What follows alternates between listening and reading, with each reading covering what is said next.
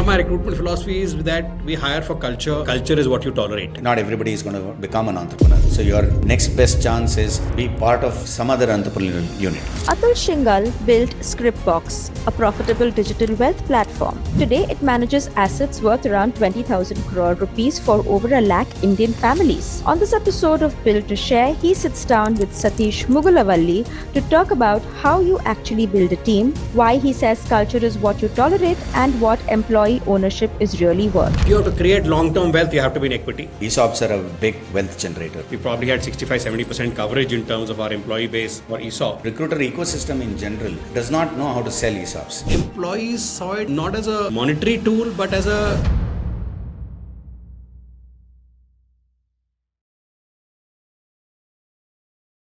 The idea of this discussion is I've been talking to a lot of founders and just trying to understand a bunch of things which is more to do with people, culture, compensation, and so on. So let's start with the early hires. And typically, as most startup founders know, your first 20 employees are probably the hardest in every possible way, right? So just kind of walk me through a little bit of between Probe 42 and Scripbox and so on. What was that journey like? I know you are a very experienced operator, coming, cannot compare that to what a modern day young founder would face. But generally the contours of, what are you selling, what are you building, what is the vision, and so on and so forth. So what was that early hire process look like? Was it more of tech people you got on board to begin with? Or this was more of domain people coming in and then adding tech later? So I'll answer the question separately for the two businesses. Sure. So Probe, in the avatar of Probe 42, as people know it, as a scaled business, we scaled once we got the tech people in, which is Gautam and those guys. And I think that made a material difference to that. We already had the domain expertise because we were working in the research space on that. And when I joined Probe, which is into 2010, Ravi already had a company, right? Of 5-6 people who are doing different kinds of research.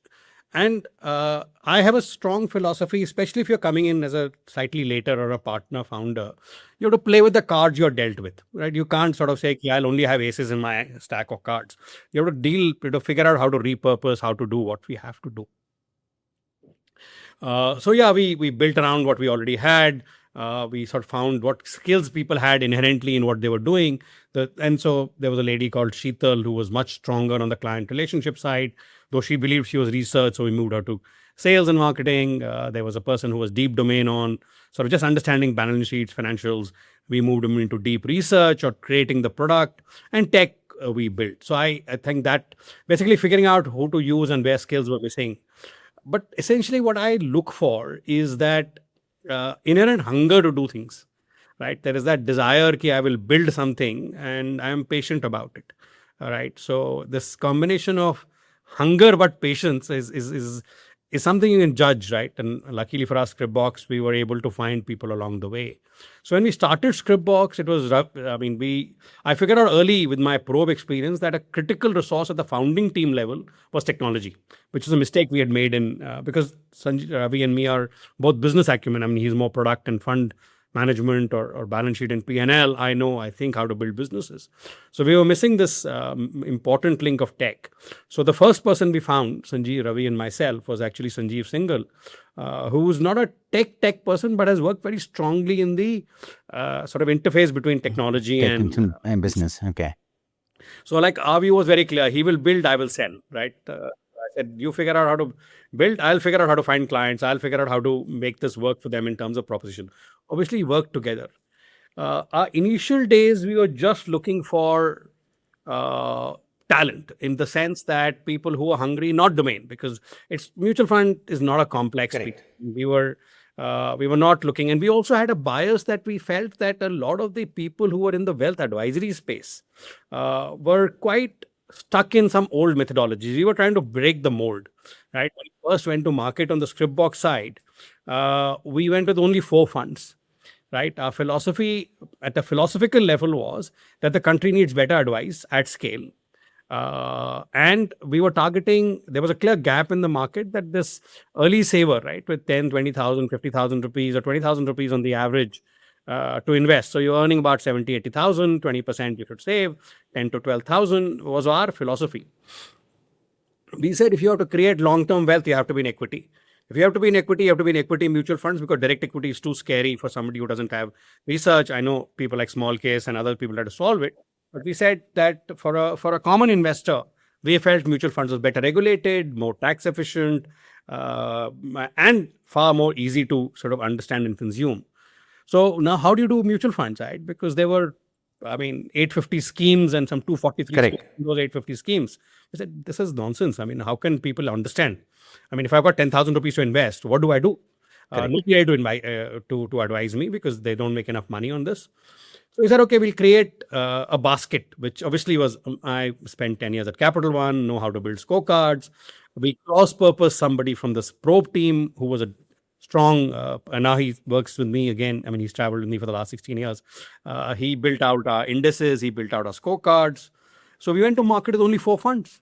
So now when you're doing something so category breaking, if you bring somebody from the industry, you're likely to get slowed down. Right. So we took a conscious call that people who are just hungry to learn, ready to adopt, let's go get there. So obviously some expertise on domain in terms of marketing, somebody who could build technology, and especially in both Scripbox, and we didn't build too fast. We said we outsourced build for some time. Okay. We kept the IP on how to build and what to build in-house, but the actual building we let people do for us.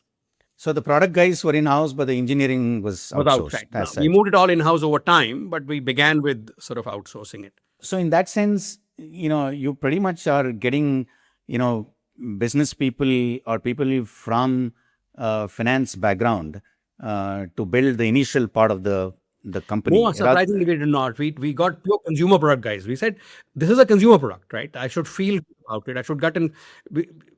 Mutual funds is not a complex product. And that way, luckily, both Sanjeev and me have domain, right? It's not that we don't understand the domain well enough. I had come to India in 2008 to apply for a license for an AMC under Old Mutual. So I had a reasonable understanding of the category. Sanjeev built out the wealth tech platform for Citibank over time. So this was not an unknown domain to us. So we did not hire finance professionals, or we were looking, just hungry. But that's interesting, because generally when you say wealth, you almost associate like a high touch interface with wealth, right? It's not something which is, now obviously the things have changed. You can expect some sort of self-serve with, tools and so on, but largely it is in a high touch interface. So somebody who comes from, let's say, an FMCG background, because he understands consumer. Now, at least I have seen in my experience that in general, the average Indian's understanding of financial product is very poor, So did you have like a solid training ground inside where you guys would set these people up to, figure out how to, present in front of the customers? Our only interface with the client for the first 10 years of our existence, or first 8-9 years, was either the web or the mobile app. So there was no human talking to you. There was humans available on the calls, right, in our contact center to solve a problem. But because we were a purely digital business, so the consumer part of it is much more critical. We use content very heavily to overcome questions, answers, reading, etc. Sanjeev had a rule initially that, I as a sales guy hated it. He said, you cannot sign up, we will not allow you to log in and sign up till you've read at least 2 of my blog articles, which tell you why and how. What are you doing, Sanjeev? But he believed so. He said the same thing. He said, if you've not understood what I'm doing, why are you investing to me? Right? So anyhow, to cut a long story short, we use content as our interface with our clients. We believed ultimately people have to, you have to be serious about money to come to us. We are not a tool, or we're not a sort of a impulse buy. This is money. This is long term. This is serious. So take the time out, understand what the money will look like, how will it grow with us, why are we saying what we are saying. So I think 2013 or 2014, we were rated the number 2 in content on financial services worldwide. Wow. This across Morgan Stanley, Amex, the works. We just focused on content. We said, we don't have humans on the ground, we'll overcome by content. So the app essentially, I am assuming, kind of helped you say, here are the products, and some recommendations on how to, buy them and so on and so forth. So None of that. None okay. of that. Okay, so what was really in there? Because I'm just a little intrigued because you said you controlled the product experience, but engineering was outsourced. So I'm assuming it's not. There is nothing. There is no tech which needs to be kind of built ground up in some sense. It's more of trying to make sure that the consumer experience is solid, and you know. Absolutely. The consumer experience layer we built, the CX layer we owned. We had in-house engineers who were supervising building on top of it. Obviously, the account management interfaces with the RTAs, which is not IP. We use. We had to bring it in-house because it was still very. Those days there was not too much digital happening in the world, but that's a separate story. Now, to answer your question, we were not a platform which said that, okay, here are your options, buy these, we'll help you choose. No. We gave you the basket. You could only buy 4 funds from me on equity. And if you had more money, 8. That's it. So we said, what is the desired outcome? Desired outcome is I want to create long-term wealth. Right? Fill it, shut Correct. it, forget it. Every year I need to rebalance to make sure if it's gone off kilter or whatever. You can all do this digitally. But what are your long-term goals? College education for your children, building a house. All of those are anything for 3 to 5 to 7 years. Then we said people also have 1-year goals, right? We said, okay, let's put a couple of debt funds together. Let's look at the universe of 5,000 debt schemes. And let's pick what we want to achieve. Ultra short, whatever. Which is blended in such a manner it's tax efficient. It gives you the required returns. It's very low on risk because you're not in the debt fund portfolio. You're not trying to maximize returns. You're trying to minimize risk. That's why you're in a fixed Correct. income product. Correct. So how do we create a basket for that? People need an emergency cash, right? Because something you could go to hospital, you want to put money. So we created a basket of 2 liquid funds. People want to save tax. Now that's a 3-year lock-in, a different philosophy. So we created these 4 baskets. And depending on the client need, we'd ask a couple of questions. Why are you investing this money? We'd put that basket in front of you. That's it. So we were able to curate advice into solutions. So a little bit of trying to profile the customer and then map that to a certain blend of these products into different baskets, and that Yes. baskets they would. And I'm assuming this probably happened when we did not have these payment rails where you could do a one-touch payment and so on and so forth. It got better over time. Yeah, we've gone through various challenges. So we went live in 2013.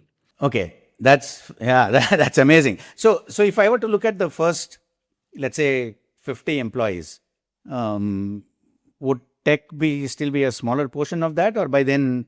No. So we changed rapidly, right? So by 2015, as we started getting capital and we were able to raise, we put a lot more money into technology. So we were probably had gone to at one time 50% of the company being tech product. Okay. And in terms of funding, since all the Probe and the Axel stuff was there, you said Axel funded Scripbox. So did you have to bootstrap, or from day one there was backing from Axel? There was day one. So, I mean, the bootstrap was the Probe money, which was basically, if you go back to the history of Scripbox, our original name of the company was Probe Wealth Services Private Limited. It was a 100% subsidiary of of Probe. We spun it out at some point in time, and then obviously God was kind. It had its own journey. Nice. So what would you say was the biggest hiring challenge was in the first, couple of years of Scripbox? See, we probably were not funded enough. And this is the 2015, 2014 was boom time, right? In Bangalore. Correct. You had e-commerce time. myresume.com or mynoticeperiod.com and Hirey. And they were like, basically, the things were just going bananas, right? So just the salary differential you were able to provide was just too scary. So you were attracting people purely on your vision and purpose, right? And that took longer because you also had filters of the kind of people you wanted to come in. You didn't want anybody who was sort of because they were not getting a job anywhere else. We were lucky that way. So some of the early hires were sort of entrepreneurs who had tried stuff. They said, okay, chalo, we'll join you and you seem exciting guys. So like our chief product officer was an entrepreneur who joined us to sell us a product. We said, yeah, chodo, isko banao. So how important was ESOPs at that time? It was, I would not say very critical. So I think ESOPs as a concept even then was notional, and it continues to be, right? I think people said, yeah, it's nice to have. I mean, we were very, very liberal because we believed in ESOPs very largely, and we probably had 65-70% coverage in terms of our employee base for ESOPs. And over time, obviously, as business has grown, it's slightly different. But I don't see the employees. Employees saw it as not as a monetary tool, but as a commitment. They saw it as a article of faith, that you're ready to sort of part with equity. And that, I think, was the feeling more than, okay, nobody had any idea what the company would do. Will it survive? I mean, if I think about all the wealth platforms, I'm not talking about sort of the broking companies. We're the last man standing, no? I mean, after 10 years. The reason I specifically bring that up is you mentioned some entrepreneurial talent who came in early on, and also I've heard you talk quite a few times about building for the real long term, and you're in the wealth place where I'm not too sure what the right number is in terms of where an individual may want to talk to a human for an investing need. About 1 crore is our number now. Wow. Okay. I would have thought it's much lesser. So people are happy to invest, up to 1 crore just on these digital platforms without talking to anybody. Yeah. I mean, we've got some clients with 20 crores who'll say, please don't call me, I'll call you. It's okay. Where I was going was, wealth is generally considered a trust play, right? It's all, even from hundreds of years, pretty much everybody is investing, especially in instruments that they don't understand well, through somebody whom you trust. Now, sometimes when I see people sell LIC policies, I wonder if that's the right thing to use. But, fundamentally, financial products has been a lot of... So if I look at trust, if I look at your desire to build for long term, and the fact that ESOPs is an instrument which both emotionally as well as economically can be used appropriately to share what you're building, and especially share for the long term, not your fly-by-night operator who wants to make money in 1 or 2 years, but in the long term. And you did mention coverage and so on. Is there anything in particular, given that you had already come from an experienced setup and probe and the general,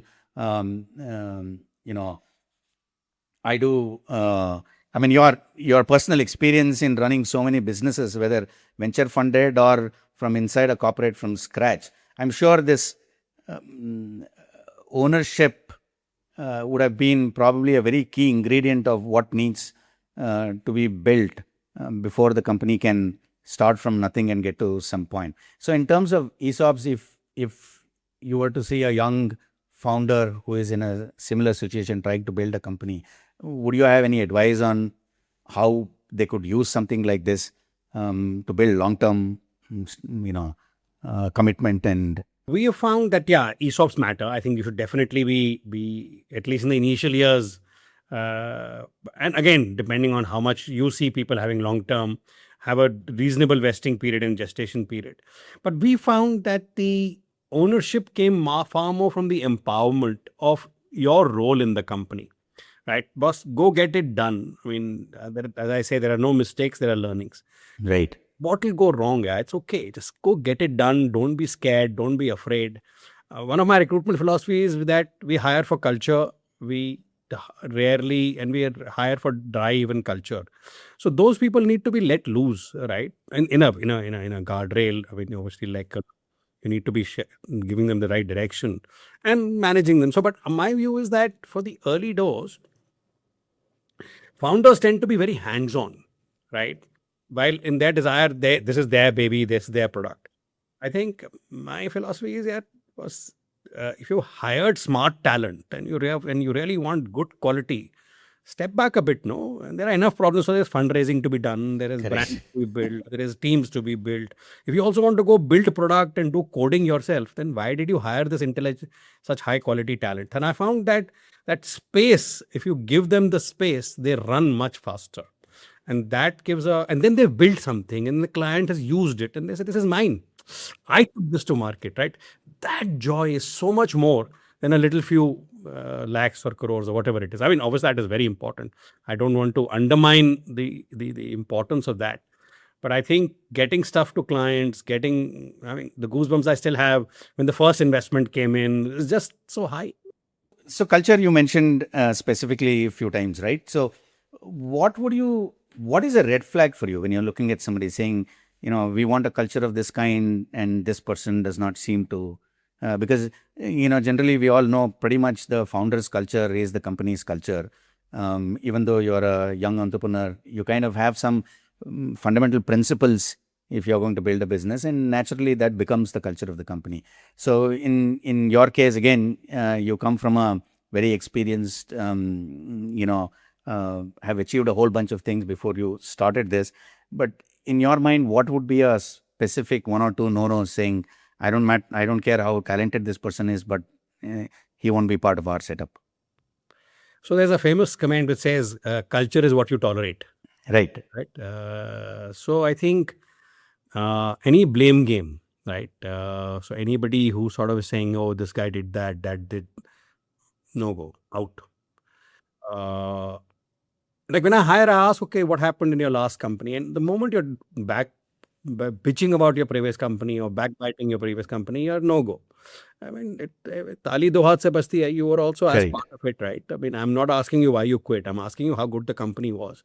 So anything to do with which is negativity, blame, I mean, you need to be practical and you need to be objective. You can't live in la la land. But anything which is unnecessary negativity, sort of cross blaming is a no go for me, at least. And that's culturally very embedded. The second thing is what we call the small e ethics and the big E ethics, right? The big E ethics are how you compliant, robust, reporting, taking any shortcuts. So I have a very strong rule, which is that if in doubt, don't do it. And if we find any such false promise, you don't need to tell me. You just need to come and resign. You've done something wrong, you will know, right? You just resign. So we've not had an instance, but it's about what you talk about, right?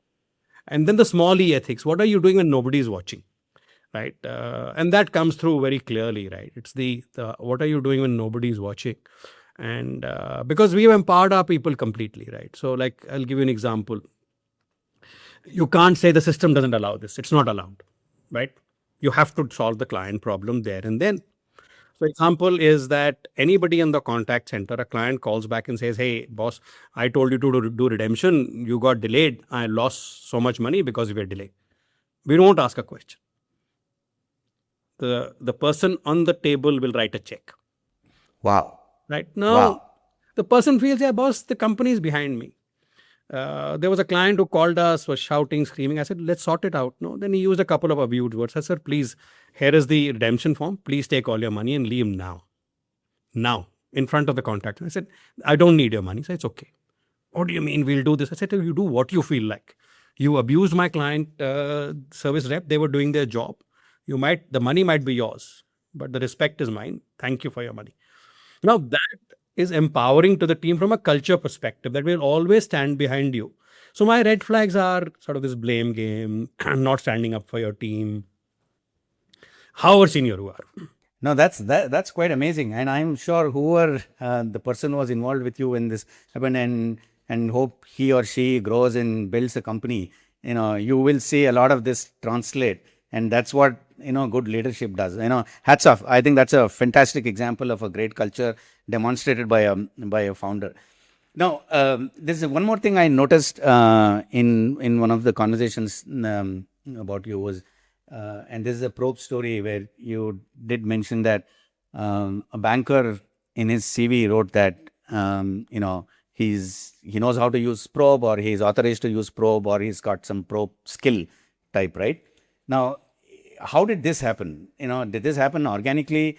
And I'll tell you why I'm asking this question.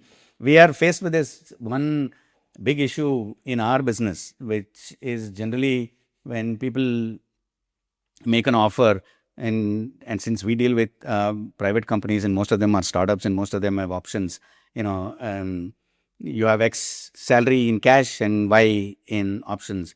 Our recruiters, or this company's recruiters, or recruiter ecosystem in general, does not know how to sell ESOPs, right? So we're trying to get them to understand what these are, though they are not our customers, and though we don't expect to earn anything from them, just to educate them so that someday they write in their CV that, hey, I know how to do this, because of this. And moment I heard that, I just connected to that and said, I've got to ask him this. Did this organically happen? What did you guys do to get this kind of So I've always been a big believer of something called customer success, right? So I said I only succeed if my client succeeds, especially in the scheme of both the businesses. If my client makes wealth, I will grow. I will make wealth.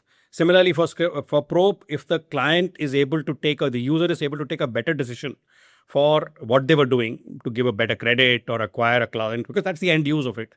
So we spend a lot of time on teaching people on the use cases, right? It is not about logging into the platform and doing what you had to. It is about those journeys you are able to create through training and coaching.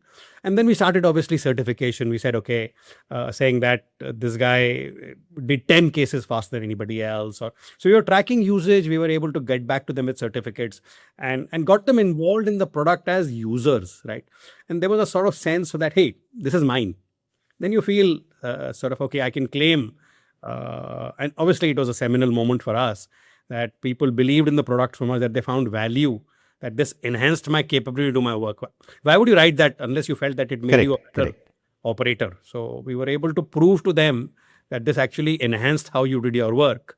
So the customer success part of my team has been a critical part of how I have operated, especially in the enterprise world. But ultimately, what happens is sales guys have gone and sold to the enterprise. The users, nobody's talking to because they're just, but talking to the users on a regular basis, having sort of webinars with them, sending them reading material, sort of congratulating them if they do something nice. And we created user groups. So it was old techniques here. No, I think it's, the theory is always simple, right? It's what you practice, how you practice. And, and most of us who come from a tech background, whether good or bad, we've learned the product hacking way first, right? You try to hack it through the product rather than, the intention is the same. In the end, you want a happy customer, a happy user, but you tend to hack it through the product rather than having, conversation. And especially over the past few years, since analytics have played such a huge part in every software product, you rely a lot on trying to understand how the user is using the product, come out with some little product hacks and gone. Anecdotes will beat data every day, every time. 100%. I think that's something that we have to, frame it. Yeah, it's just so much in the anecdotes. Talking to the client, what is he saying? What are they using? How much ever I track their eyeballs and the scratches and I'll have the heat maps, they will never tell you exactly what the client is looking at. You have to ask him, you have to talk to him. So even today, I'll walk into any bank. I hardly ever go to a bank now, right? But if I go into a branch, I will wander into the branch manager's office, talk to him about Pro 42, see what he's doing on the screen. Just the joy of it, no? I know. So coming to another piece that we are trying to understand is more of, again, we have largely most private companies, most startups have a young staff, youngish staff, so to speak. Many people is probably their second job, mid to late 20s, right? Now, all of them are starting on their wealth journey. I think first few years, they're all happy that they're earning something. You focused on spending, and then and the concept of growing your wealth, forget, saving is one, but then growing your wealth comes a little later.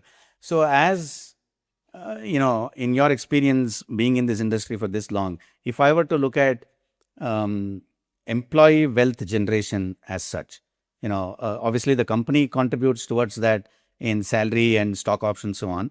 But in terms of growing employee wealth, if you look at employees of typical startups as your customers on the wealth side, do you think there are enough products that cater to that audience?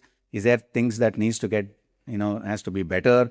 And I'm also aware of the fact that, in the last few years, especially post all the UPI and the Aadhaar and all the result of the COVID and all that, a lot of youngsters have entered the stock market, and some do it the right way, some just 95% lose money, right? So, so all the traders lose money. 95% of the traders lose money, right? But if I were to look at from an employee wealth perspective, how do I help my employees be a little more responsible, help understand, and how to help them grow their wealth? Do you think there's enough stuff today for them, or how would you construct something for your own employees, for example? Scriptbox, The answer is clear, right? Scriptbox. And I'm not being facetious at all about this. I mean, we designed it for this, right? We designed it to say that how do you create long-term wealth by discipline, right? So the first rule, and even my daughters who are earning, live at home, 20% compulsory saving, right? It's like paying rent. And I think unless we're able to inculcate this habit as a sort of embedded in your DNA, I think it's going to be a struggle. The fact that you're not saving every month, how can you invest, right? You're only doing it when you get a bonus, or you do something. That's wrong. That habit is so important for the long term because the power of compounding only kicks in with the power of compounding over time. So first is to teach people, and that's why so much content we ran a program called Money Skills. We touched 1 lakh people through it. Was only about this saving habit. Because saving can become investment, and saying savings and investments are different. Don't keep it in FD. Now move it into investment. Let the money compound. And I think the product which is required at that early stage till you're 35, and we've also found that at about 35 people get serious, and typically that's a life event. You've had a child, you got married, and so then people start thinking about this more seriously. So I think something is it too late? Is that too late? Never too late. I mean, but yeah, it is later than I would like. I mean, ideally Correct. about 27. I think even if you start as a 5,000 rupee SIP, right, and people just sort of feel that okay, 5,000 is too little, it will not do anything. But that's the habit you need to get into. And the why I was jokingly saying Scriptbox is because Scriptbox teaches you the art of compounding, right? It teaches you to stay with it, and it's so simple. So it's very complex. We've got clients with 500 crores with us, right? It's a very different answer. But every time I talk to anybody about Scriptbox, and today morning I was with some people, he said, what is the minimum amount? I said, 5,000 rupees. He looked at me, are you serious? I said, no, it is 5,000 rupees. You could just start investing. Why do you have to wait?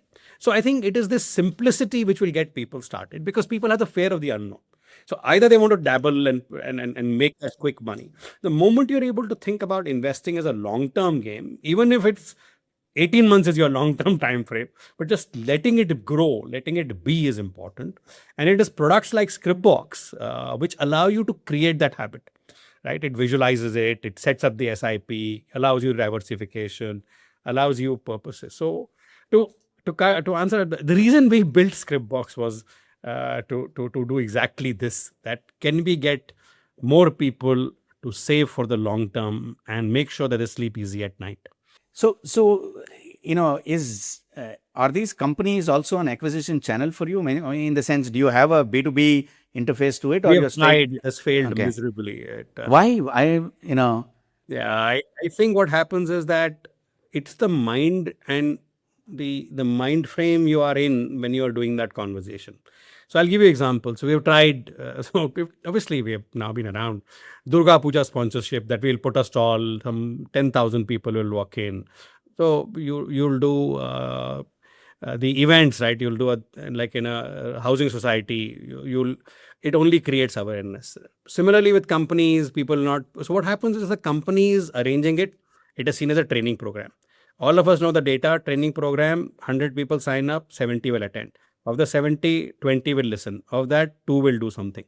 It is just a very long cycle, right? If you do any test exam, so now all the exams you have to do, like POSH and all. Correct. If you don't watch the whole video, you can't pass. We don't do that, right? So the point is that it is not a.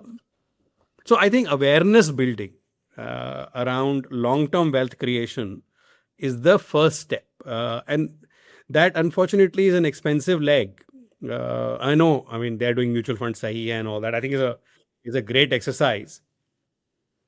But kyun sahi hai is, I don't think, explained well enough.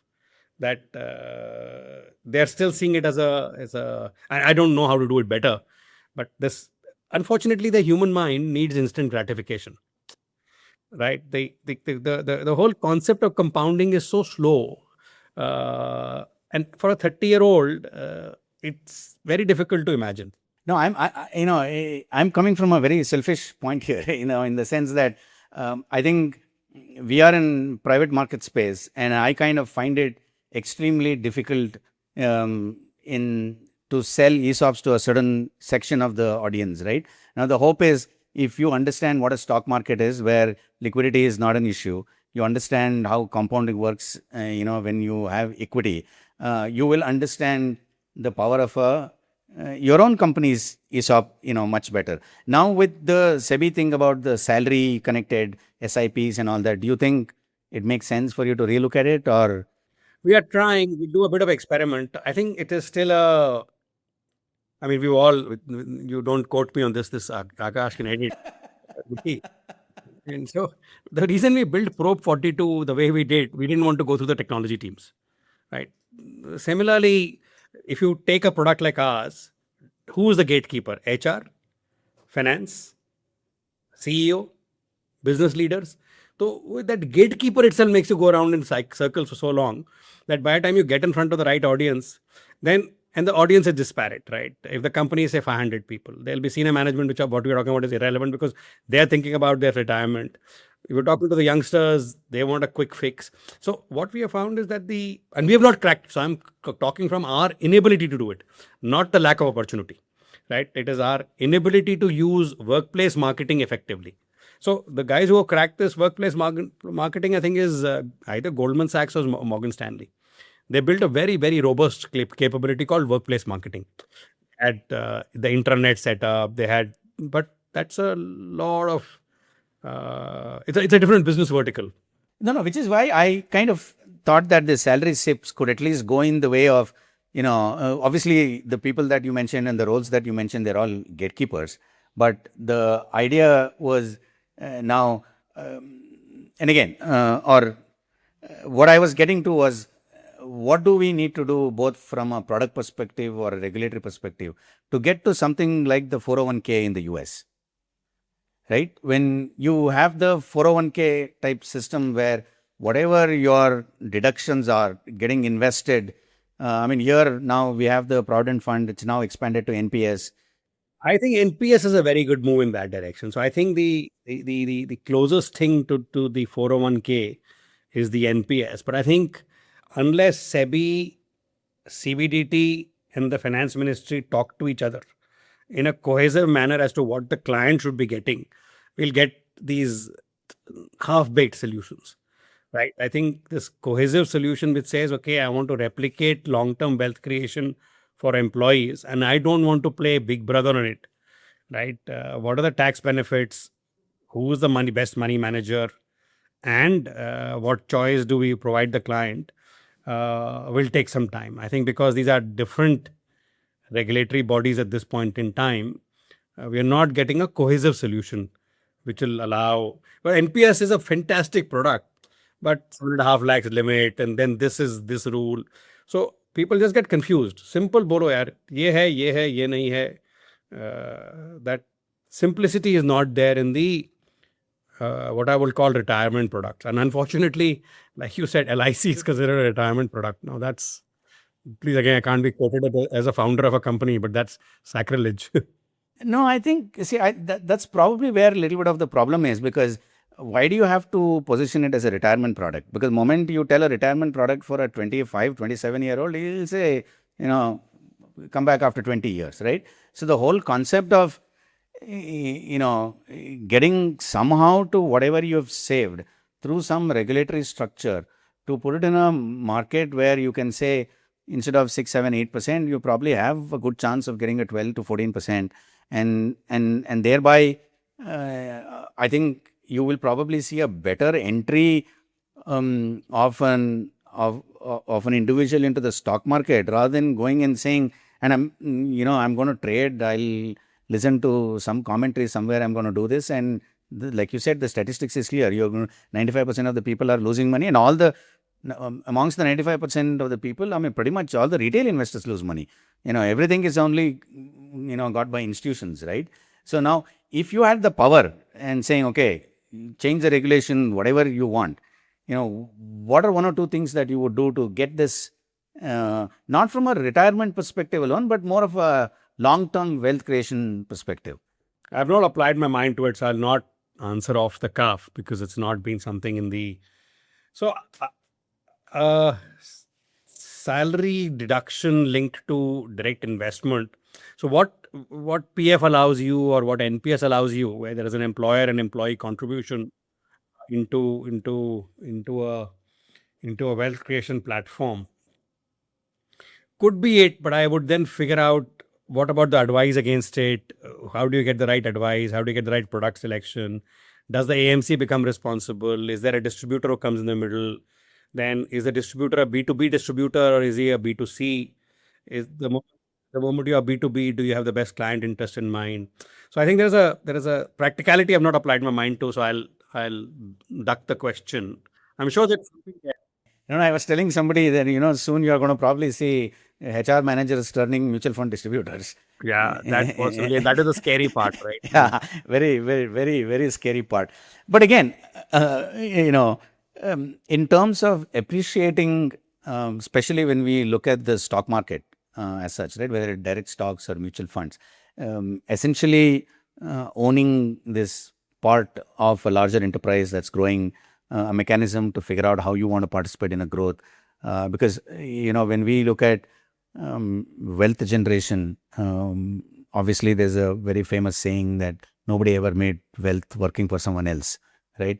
So at some point in time, if the economy is going to be built by wealth generation by a lot more people, and we also know that, not everybody is going to become an entrepreneur.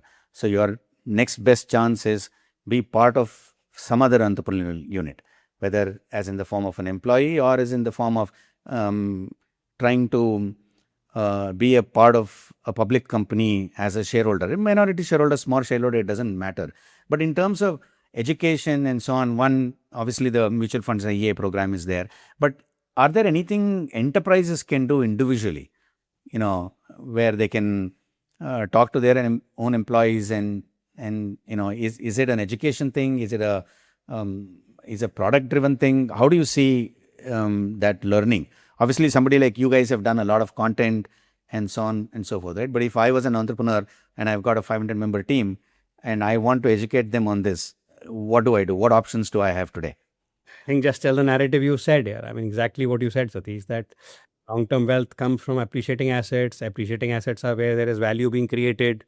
There are two kinds of appreciating assets. One is something like real estate or gold, which is scarce, drives growth. There is others which are compounding wealth. People are creating more value, and having a piece of that makes sense. And the best way to have a piece of that is that. So I think that simple narrative is really, really important, but people don't get it. People confuse income and wealth. Income is income, wealth is wealth. People are not really clear, and the moment you talk to them about wealth, they get into speculation. So I think the patient. And again, I don't know how many CEOs are as advanced or as thoughtful about creating wealth for their employees in the systematic manner. They're so busy building their businesses, they're so busy doing what they have to do. But this capability to sort of articulate that, hey, for you as an employee, for your well-being, long-term, unfortunately, what has happened in the reality also is that in today's generation, I mean, as Manish Sabharwal somebody says, the employer-employee relationship is a taxi ride, right? People are switching jobs. I mean, before I became an entrepreneur, was probably in the fourth job or something. My daughter's classmates from Ashoka, they're 2 years out and already on their third or fourth job. So, movie alag hai na? So, the company also takes only so much responsibility for longer term, larger sort of financial well-being. So, we should run this productivity linked to financial well-being and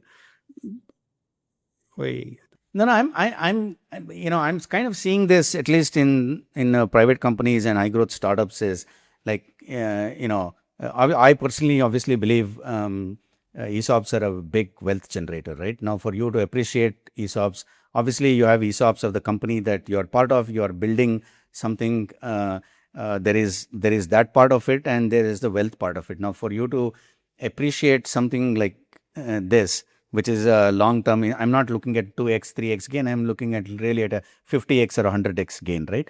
Now, somebody will tell you, unfortunately, the same gain is looked at and you go into a trading asset rather than a compounding, asset like this. The whole idea is that if I have to get to a point where in private firms, ESOPs are a true wealth creator, and for that, you really need to understand, ownership as a wealth creator activity, and nothing can demonstrate that by participating in small ways in the public market.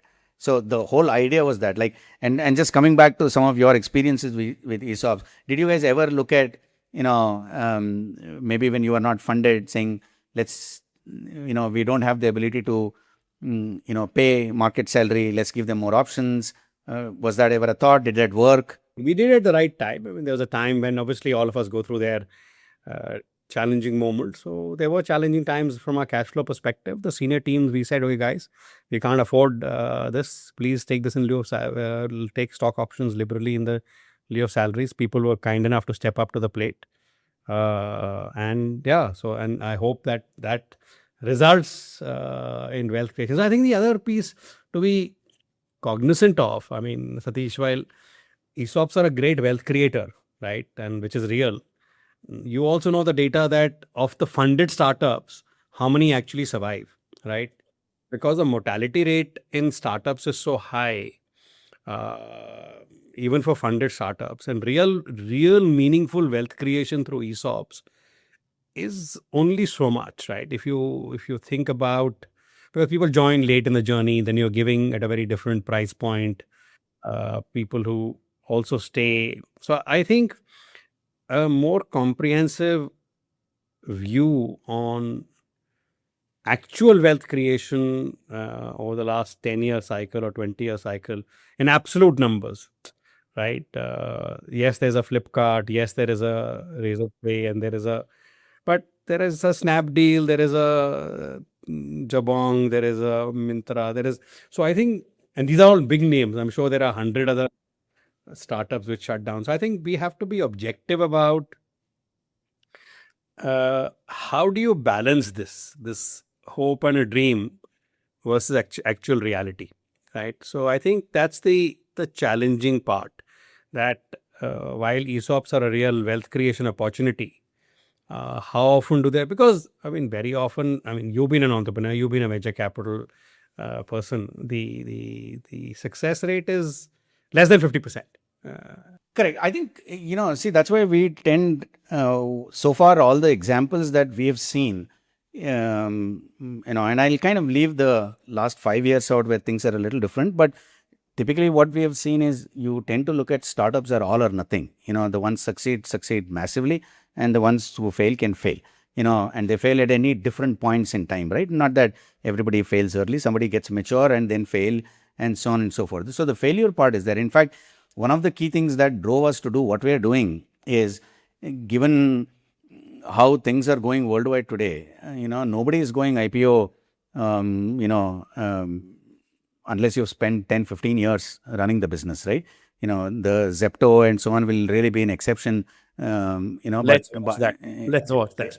Right. But typically the data is that 12 to 15 years is what it takes. And even in the US, the wealth creation that happens before you go public is significant. Now, it's also taking significant amount of time. So we generally don't see this as a one-shot, ESOP wealth creation when you list. That is essentially the path that we are trying to build, saying, okay, if the company is 6-7 years old, has got to some point, may not be profitable, may not be IPO ready, but is it that not a situation where we could introduce? I think that's a beautiful opportunity. I think it's a huge market opportunity.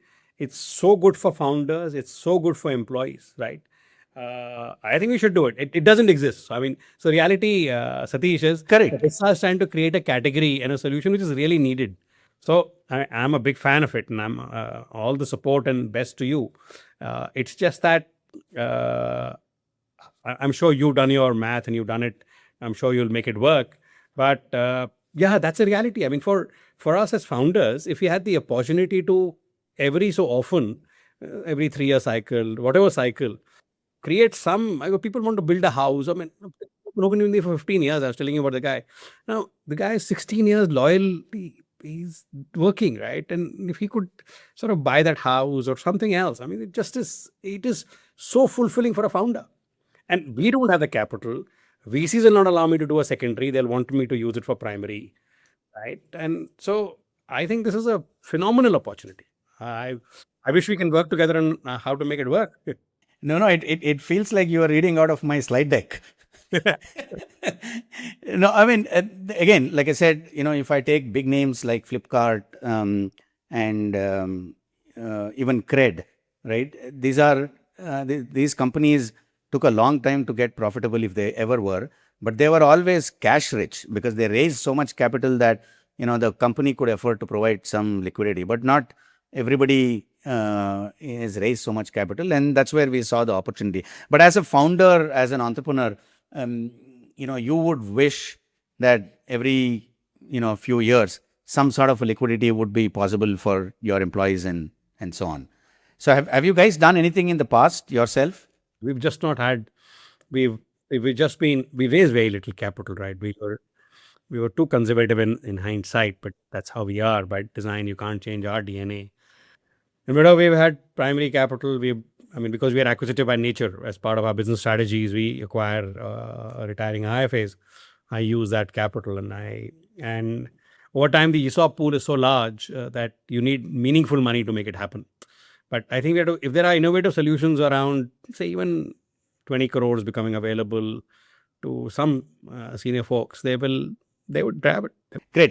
That kind of leads me to the next question that I wanted to have, which is this whole acquisition stuff, right? And you've done a whole bunch of acquisitions, and some of them have. I don't know the specific history of the acquired companies, but I'm assuming they've all had their own journeys and so on, right? So for someone like you, you had a specific culture you want to when you go to hire and so on. So how does that translate when you are looking at acquiring these companies? Because it's not just the founders, right? They have their own teams, maybe their culture or their background and their vision and their goals were different.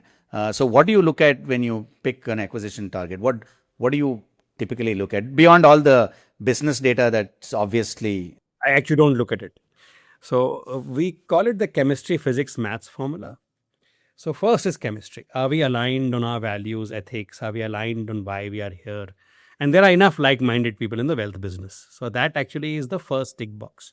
And that takes some time, right? So, and once you are convinced that that is aligned, then things fall into place. And God has been kind. We've been very lucky in all 10, 11 transactions we have done till date. That tick box has been solid. And that makes everything else so simple. So only thing I am looking at my level is that. Baki to math will sort itself out. Physics is, are we in the same business? Are we doing more NFOs? And have we have similar processes? Do we have some robustness in it? And typically, so I think there is a larger piece to be thought about here, Satish. Why are we doing what we are doing? We are not doing this because we want to only grow the business. That's an outcome. The real intent is that there is a structural problem in this category. What has happened is that wealth is compounding. To create long-term relationships takes time. So the fact set is that in this large industry, there are only 2,000 independent financial advisors who have crossed 100 crores of AUM. It's taken a long time. So now they're also aging. Now, of those 2,000, even if 500 have a succession planning problem, because of whatever reason, children have got married and gone abroad or become engineers, don't want to do this, don't have the capability, we have a real problem. What will happen to the clients of those 500 IFAs? I think the number is closer to 1,500 as per my analysis over the next 5, 7, 10 years. And this number will keep growing, right? Because money will compound and people will get older. So what do? Right? You have to find a like-minded place where your clients will get looked after with the same love and care and ethics and philosophy, right? So once you're solving the same problem, the culture part falls into place. The second part to the answer. So I spend an inordinate amount of time in the induction, right? Talking about culture, talking about philosophies, talking about solving for problems, asking questions. And I think that matters. So I think the cultural integration is, and there is now, having done it 10, 11 times, there is some kind of a playbook, no us versus them, no, these are all, again, you can walk. Any of them. Acha, that guy, I said, what? Who's that guy? He's Scripbox, no? So that part matters. So I think you have to just be very, very, very diligent, pedantic, that the cultural integration happens to the Scripbox way. So we are quite obstinate that there is only one way, which is the Scripbox way. So typically these companies that you're acquiring, are they like Pretty much. 1-2 man shops. Yeah, typically 2-3 man, one Okay. founder, 2 founders. That's it. Okay. And so they're really not enterprises of any size. But a couple of them were. I mean, they are meaningful businesses, but full stack enterprises with a research team, with product, we've done only a couple. So what would this be? This would be like 20, 25 member teams or smaller than that?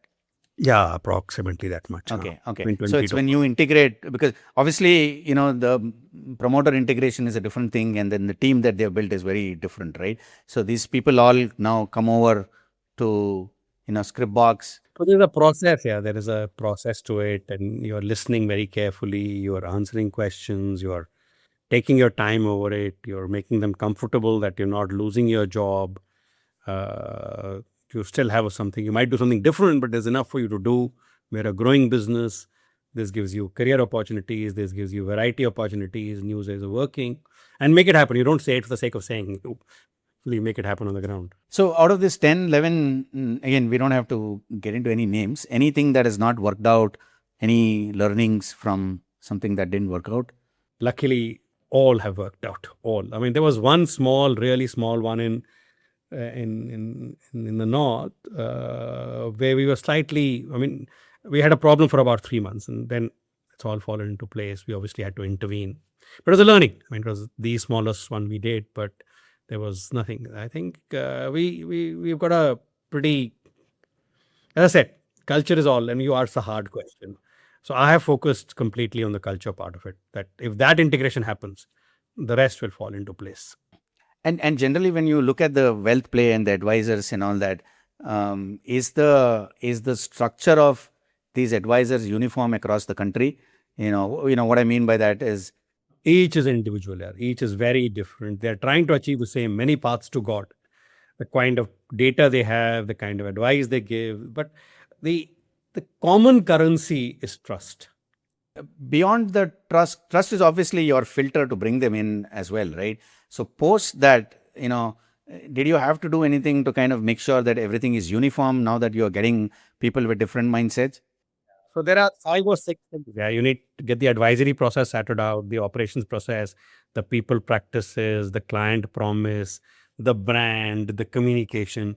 So there's a playbook for each of these. Yeah, over what time, for which client segment, what will we do? Well, you make it sound so simple, but I'm sure it's a lot more difficult than that. Because if it was that simple, I'm sure a lot more people would have done it. Because I've always seen, and especially in the tech integrations that I've been involved, I mean, obviously these are larger than tech people, and even tech teams have very different philosophy, right? Somebody likes a particular type of platform to a particular type of tool to a particular operating system and so on and so forth. Integration can be quite challenging, but coming back to something again, all of us are grappling with is this whole new thing about, AI, and in this space about robo advisors. So what do you think is the future in terms of how these technologies would get applied to your business? Is it complementary to what you're doing? Is it disruptive in some sense? What do you see? How do you see this playing out? It's too early to tell. I mean, I think the ultimate, as I said, the currency is trust, and trust gets built over time. We believe so. Health and wealth are 2 places where AI will be a big enabler to achieve scale and better outcomes from a client perspective. But the human in the loop is a necessary person, right? So we believe that interpretation of client circumstances, individuals, is still a very personal matter, right? So I think we still believe we can do a lot more with fewer people, but people will continue to be a critical part of the delivery mechanism. Because after all, money is emotional, right? You want to also talk to somebody if something is not going well.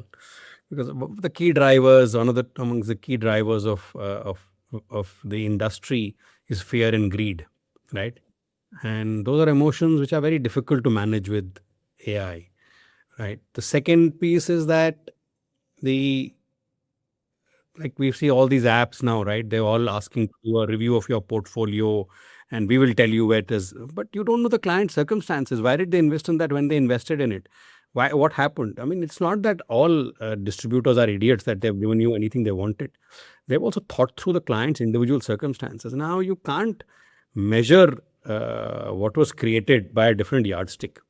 So I think this industry, like for us, for example, we are embedding AI in our workflows to make our data more robust, more easily accessible. Now, for example, if I've had a client interaction and I've met him 3, 4 times, how do I keep institutional memory about each meeting? How do I record the call? How do I extract sentiment? I don't ask the same question twice.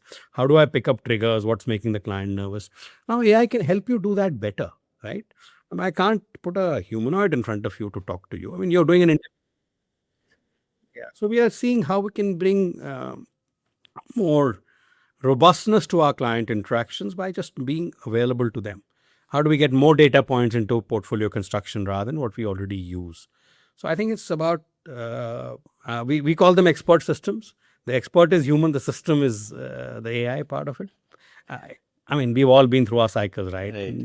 The internet, the digital, the mobile. And I remember there were huge protests when SBI tried to automate or computerize SBI.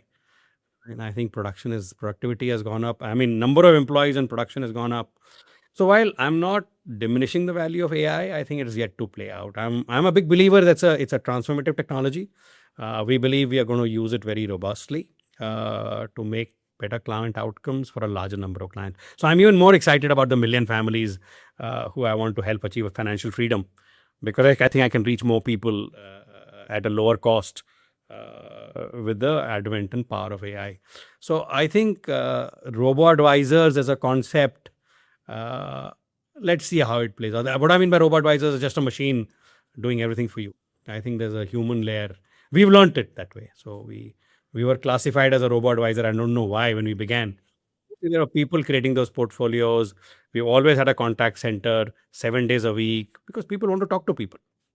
So it's kind of interesting. At least in my mind, I'm trying to see if you could have an allocation, and let's say the way people invest and say, okay, I want to keep this much in small caps, this much in mid caps, or whatever. I have my risk capital, right? If I can take a small bucket of risk capital and say, hey, let me give this to AI and let it deal with it, and see how it works. It's always fascinating how you introduce AI, consumer-facing AI product in your world. Have you guys thought about it in terms of, Yeah, it is some way away because of regulation, the whole require for audit trails, the require for consider advice. I think it's some way away, but let's see how it pans out. I think consumer-facing AI is I at least feel some distance away.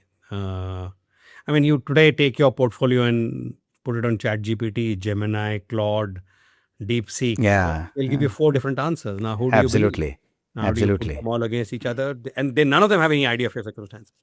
So I think these are, but it's being used. I mean, so nearly every day we'll have some people writing to us, hey, you sent me this. I asked Claude, they're saying this. What should I do? So I said, yeah, this is like Google Doctor, right? Everybody's going to the doctor with the Google advice, right? It's so scary. So we're going through that Dr. Google phase in our lives, but this too shall pass. Interesting. Atul, there's so much to talk to you about. I think we should catch up separately. There's a lot of stuff to learn from you. But thank you so much for all the feedback and this discussion. I'm sure a lot of our audience who are entrepreneurs and early stage entrepreneurs will get benefited from, the ideas about setting up culture, ESOPs and other wealth creation opportunities. Is there anything else that you think? I would add one more thing to, if you're talking to especially early stage entrepreneurs, everybody, and I mean everybody, underestimates the value of sales, right? And especially tech founders. And I do some mentorship, and I'm part of the NSR Self FinTech Council or whatever, speaking at there. And all of them are absolutely phenomenal product guys. They have no idea how to sell. And I think that is just sacrilege. So my advice to every startup founder, please find somebody who can sell for you, right? Not a salesman, but who can believes in your product, who understands the client pain point and can sell. But without selling, I think not even WhatsApp can survive. They've had to hire young Kunal Shah to scale WhatsApp, right? I mean, you need that inherent sales capability for anything to work. I mean, WhatsApp is a good example of one of the unique products which has changed habit, changed human behavior by just network and wire. But that's one product in the whole wide world. Everything else needs to be sold, right? So my advice again on anybody who's a co-founder linked to the ESOP story, be liberal with the number of times, okay, what should the sales commission be? I said, no, they're co-founders. Treat them like stakeholders. Be liberal, be generous. Obviously, make them vest 4 years later or whatever. Put skin in the game. But unless you have that strong sales capability, it's very difficult to scale. Very, very difficult. That's fantastic. And just a closing thought on that. If you see most successful tech companies, somehow, even though 2 or 3 founders start and all of them are tech, one of them turns out to, grow a seller bone somehow. So any advice there on, I know, let's say you're building something a little futuristic and I can't find somebody. You don't need to. They need to come and understand. Sales is so a lot of times the builder selling is a very different concept, right? So somebody, a builder, or rather a founder who's been part of the building journey and who develops a seller bone or has got a seller bone. That's great. But seller bone is you need to be ready to get the door shut on your face. No product guy likes it because they say, how can you not love my product? It is so good, why can't you? But sales success rates are 2%. 98 times the face will get slapped. You can't take that. Sales is about discipline of follow-up and follow-through. The third discipline is about understanding the product client pain deeply, future or now. You'll either get paid because you're saving him money or because you're creating revenue. There are only 2 reasons. And that understanding and translating your product into that client need is a sales job. Product can only build, right? So it's, again, I'm a die-hard fan of sales. I'm actually a financial analyst. I do spend most of my time in research and but I just believe that sales is the superpower for any startup. Thanks so much for the kind words. And thank you. Your questions were really thought-provoking. Your questions were really interesting and lovely too. And you're solving a real-world problem. So much power to you, and anything I can do to help, it'll be my pleasure.